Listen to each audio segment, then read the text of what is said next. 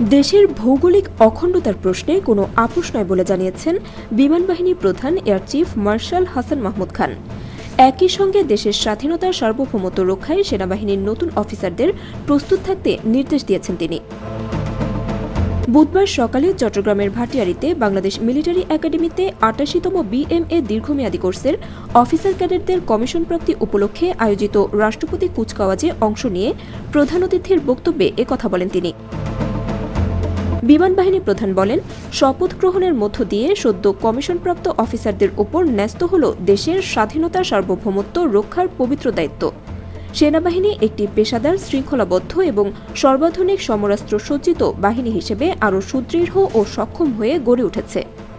জাতিসংঘ শান্তি মিশনে পেশাদারিত্বের কারণে এই বাহিনীর সুনাম বিশ্বজুড়ে সমাদৃত হয়েছে এবং দেশের স্বাধীনতা সার্বভৌমত্ব রক্ষার পাশাপাশি অভ্যন্তরীণ শান্তি, শৃঙ্খলা ও প্রাকৃতিক দুর্যোগে জনগণের পাশে থেকে দায়িত্ব পালন করছে।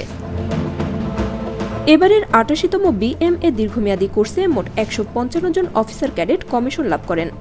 বাংলাদেশ সেনাবাহিনীতে কমিশনপ্রাপ্ত অফিসারদের মধ্যে ১২৮ জন পুরুষ ও ২৩ জন মহিলা অফিসার রয়েছেন।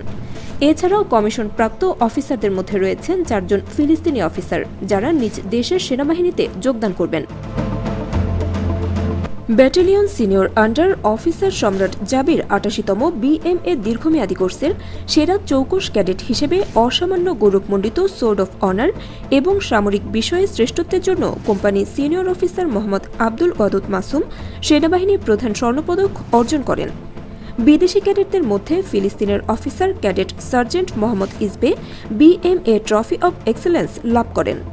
পরে প্রশিক্ষণ সমাপনকারী ক্যাডেটরা দেশের স্বাধীনতার সার্বভৌমত্ব রক্ষার আনুষ্ঠানিক শপথ গ্রহণ করেন। অনুষ্ঠানের শুরুতে প্রধান অতিথি বিএমএ প্যারেড গ্রাউন্ডে এসে পৌঁছালে ২৪ পদাতিক ডিভিশন ও এরিয়া কমান্ডার চট্টগ্রাম এরিয়া তাকে অভ্যর্থনা জানান।